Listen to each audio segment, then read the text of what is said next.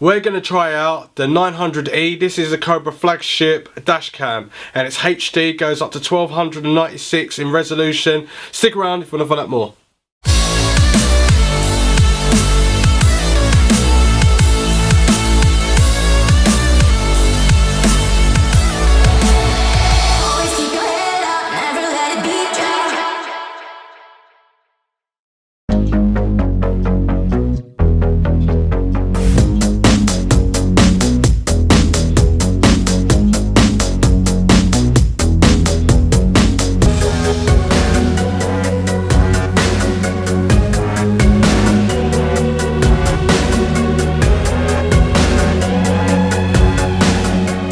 So now we have the 900E, which is Cobra's flagship HD camera, which has got a resolution of 1296, which is a funny sort of resolution, but yeah, it's super sharp, super clean and cool. So I've done a review on this one, which is Cobra's bottom end version. That is not a bad camera. Link will be in the description down below if you want to check out that video that I've done about a month and a half ago.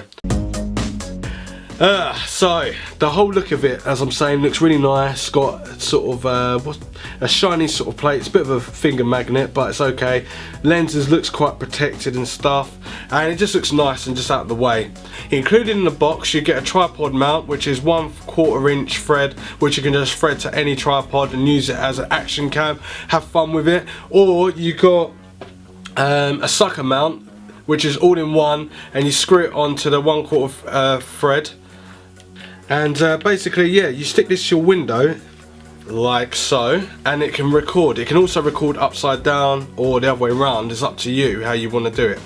So it comes with that, and it comes with a little USB lead as well, which is what you can use on an Android device, and you can connect your phone and charge that, and then use the same lead you charge your phone into this device as well, which is a Cobra 900E HD dash cam. What can it actually do? Well, you can connect your phone to it and use it by Wi-Fi, and I could speak to someone if they're in trouble. So if they're in a car and you're in a bad area because your car's broken down or something, you can speak to that person through your phone into the camera and record the actual information that's going on. You can also record anyway, so when the car starts up, if you've got it connected to the little miniature USB connected to the car power source, when you turn the engine on, the actual camera will activate and it will start to record. It records in certain sections, and when the car actually gets full, then it starts to record over that as well. But what I like about it, it's nice and small, petite, can put just by the mirror in the car, and it's just out of the way and it can focus really nice. I love the whole aesthetic look of it. It looks really nice. It comes with a rubber bit here, a rubber sort of grommet, and you got the tripod mount, and it fits into, or it slides in there, and then the rubber mount stops it from sliding out, so when you're going over bumpy roads it won't fly out. It also comes with a micro SD card, which is 8 gig. I think it's a class 10 that you get with it.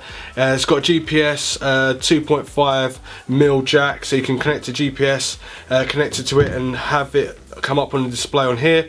But the good thing about this actual camera, it works with Wi-Fi with your phone as well, so it can work on iOS or Android, and the features just keep coming. So we've got obviously a slot there to charge your device with, and then it's got a mini HDMI lead there, and then you've got a button there to turn it on, and an emergency button to turn it on if you were in need of emergency. So say that you've had an accident and the people were trying to say that you've never done this and done that, you can get it all on high definition quality and then offload this onto your phone, so you can record information from here to your phone and it stays on your phone, or you can record it and then offload it to a computer or anything else that can support, and obviously a micro SD card. So talking about activation of the car engine turning on, and then obviously turning this on when it's connected to a power source, which would be your car. You can actually go over a bump and it will activate, or someone rocks your car, it will activate and start recording, or you can activate the camera away from the actual camera and activate it if you feel someone's a bit dodgy and you want to record to make sure you've got some evidence of like someone trying to damage your car. You can do it without even being in the car or even near the car. So if you're in the top of a building and you can see someone at your car, you can actually just record it. So that's a cool feature. It's got a microphone on the back and a microphone on the side as well. The sound is super clear.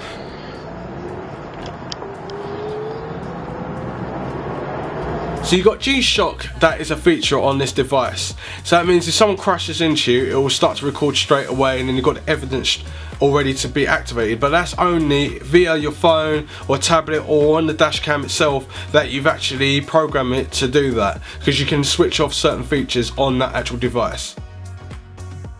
So all in all, it's a great product. I do like it. I'm actually going to do a little comparison here.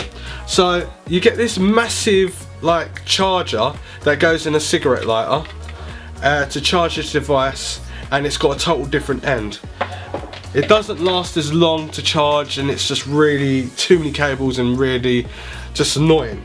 Now with this you get a really small cable, which is quite funny. They should have included a cable that's as long as what you get for your phone and then connect it with that. But obviously you're going to have other cables lying around, and if you've got a computer you can just connect it and offload the data off of there, but you can charge it and then go out in the car. But I suggest not to do that unless you're going on very short distances, because it doesn't really last that long. It lasts probably about an hour of recording. You can turn it off and turn it back on, and it will start to kind of recharge itself and then start again, which ain't too bad.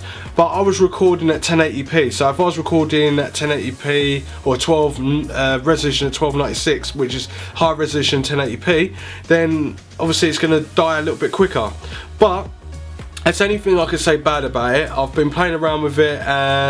There's one thing I didn't understand is when I'm doing the audio sounds a bit funny when it comes from the phone. It's like it's echoing and picking it up. But I think it's because I try to have two microphones at the same time. So a microphone on my phone, which I'm trying to talk on the phone to the camera, and the camera's got its microphone on and picking up the vibes. It's like interference. But I sorted that out, and it comes out really clear, and it's like really cool. But yeah, I've been going over bumps, and I really did test this actual device, make sure that it didn't come off the window and went over the bumps. Obviously I didn't crash the car, because that'd be stupid. You obviously want to know which is so different from the 820, which I've done a review on a few months ago, to this one, the 900E, which is a flagship. Well, the difference is in price, but there's more functionality. You get a bigger screen on the 900E, you get to use it through Wi-Fi on your phone. The other things that I want to talk about is that they've included a really short cable. They could have given us a bigger cable and it would have been better. I do like the improvement over the 820 is that you don't have this messy charging thing, and you can actually connect it through USB and have a separate USB connector. Easier, and the functionality and the menu is a lot more easy to navigate than what it is on the 820. The 820 is quite cute though, because it's quite a small little device, but it produces more heat than what the actual 900E does. 900E doesn't really have any heat, and it just looks more nice, more professional, and then more of a solid build. The battery life lasts a hell of a lot longer than what it does on the 820. And the fact is that I don't know, it just feels more smoother, it's more cleaner. The footage is kind of the same though, but you can get it a little bit more high resolution than what you can than the 820. But this is obviously the flagship, so there's the conclusion of what I have, or my thoughts. I think that obviously the 900E is a lot more better because of the price and all the other functionality it's got with it, and a bigger screen, and you can connect a GPS to it, and you can do this to it, and you can do that to it. It's super cool. This is really cool because it's really small, but it's got loads of buttons and it's hard to get to, but it's still really cool. But if they added like a micro USB that you can connect to your phone and stuff, it'd be even better, but they didn't. So that's the end of the review of the CDR 900E flagship dash cam. So if you like this video, like it, leave a comment down below, tell me what you thought about it, tell me if you've got any of these, or if you had any problems with the 900E or even the CDR 820, and yeah, I'll reply back to you. If you didn't like the video, dislike it, but also leave a comment though still, because I really want to know like why you didn't like it, and that always helps. Yeah, I'll see you in the next one. Thanks for watching.